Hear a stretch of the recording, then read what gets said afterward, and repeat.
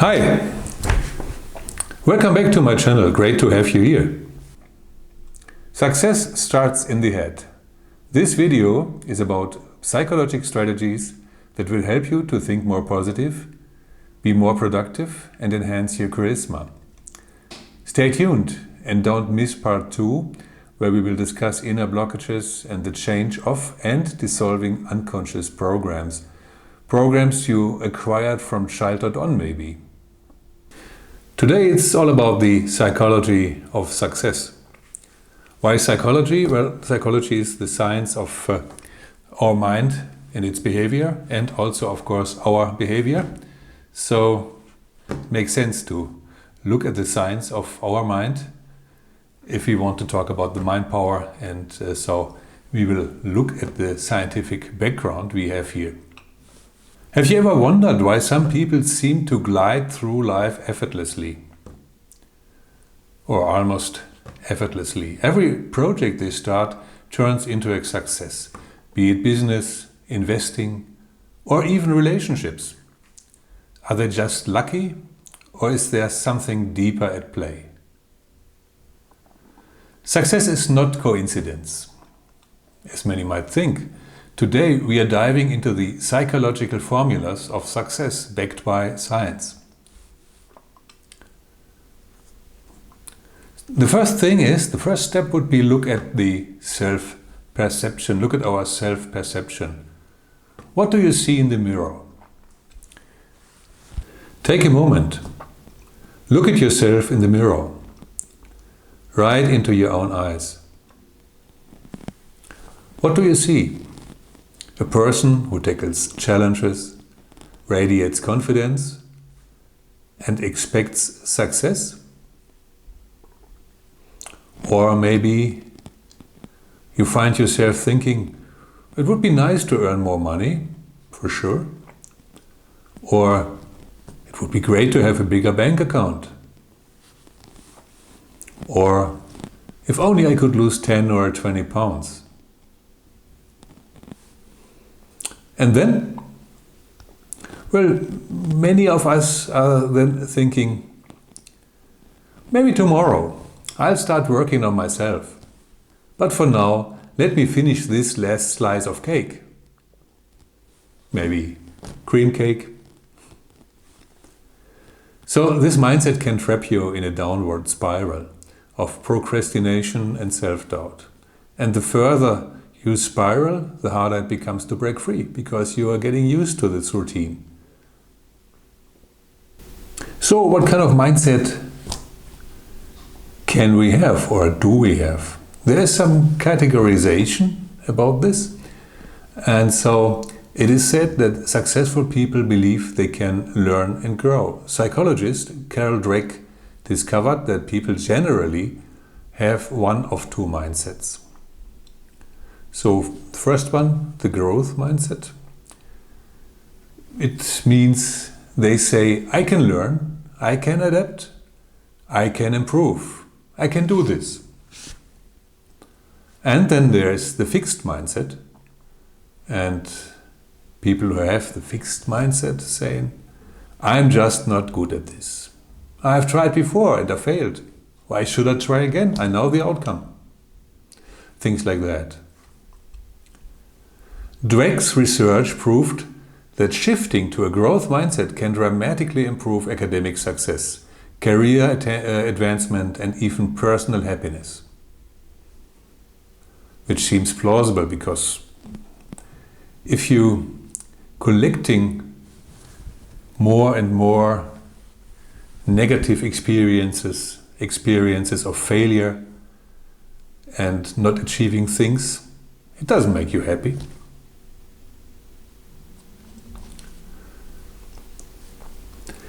The third thing is self-efficacy, the power of belief.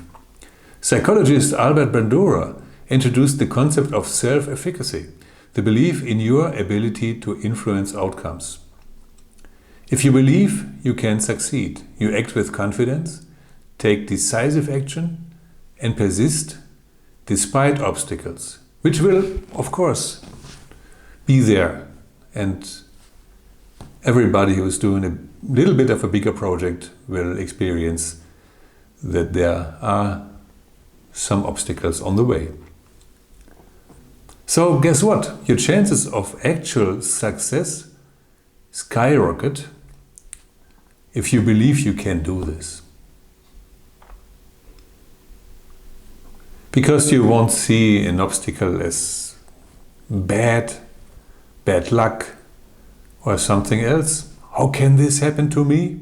Something like this, and then you will say, okay, there's an obstacle, but I have solved other things, and I will do this, and I will get through it. Sounds better, right? And this belief deeply depends on the mindset we discussed some minutes ago, and will be confirmed by our inner dialogue. Let's have a look. Well, the inner dialogue. What is it? Everybody knows it. It is just what you are telling yourself. Every one of us is having this inner dialogue constantly. In many situations it comes up affirmative sometimes with criticism. It depends, of course, on the mindset. We talked about this before. And even sometimes the inner dialogue is saying things to you you wouldn't even tell your worst enemy. Or this little voice in your head, because a dialogue is always two persons, and in this time the little voice in your head is telling you bad things about you. So the way you talk to yourself matters. Your inner dialogue shapes your perception of the world and influences your reality. You see the world through all those little programs we discussed above. And the inner dialogue can be the voice of them. Psychologists have conducted mirror experiments where participants were asked to look at themselves and say, "I like you, Jack," or "I like you, Carol." Just put in your name. For many, this was uncomfortable. They didn't like it. And for some, it was even emotionally overwhelming. Some even started crying when doing this. They did it at home, so nobody was around. But they told her psychologist and their researchers. And some of them couldn't do it at all. But why? Because they have been programmed by negative beliefs picked up over years, from childhood, society, school, friends. Thoughts like, life is hard. And the people who told them so also added something like, believe me, I know what I'm talking about. I experienced this and that, and most of the things were hard. So they just deliver also the reasons for their mindset or for their belief system. Or let's say some have the mindset, or let's say some have the mindset, money corrupts character. And then of course there will be some examples be delivered of people with a bad character, rich people with a bad character, and then those persons say, obviously, see, look at this guy. He is rich and he has a bad character. Or another belief system or another belief that is told to children or young adults, whoever, you can't have a job that's fun. Nobody is paying you money for having fun. I experienced this myself in the past as not sure how old I was, maybe 13, 14, and I was thinking this over. But luckily I had jobs that were fun, so it's not necessarily turning out bad if somebody is telling this to you. but sometimes you have to work a little bit on this to get rid of this, because sometimes it gets really, really deep. And of course, over time you started to believe what you were told, which is normal, for sure. In a young age, you won't question your parents. Nobody does it. What they said was the truth for you. And these deep-seated beliefs limit your success. But the good news, they can be changed. Of course, you can't expect to do this within a day or two, because those beliefs might sit quite deeply, and you heard, or those beliefs were confirmed very, very often by the parents, by society, whoever. Let's look at charisma and positive energy and the science behind it. Have you ever noticed that some people, when entering a room, seem to light up this room? The positive energy is contagious. This isn't magic, it's just neuroscience.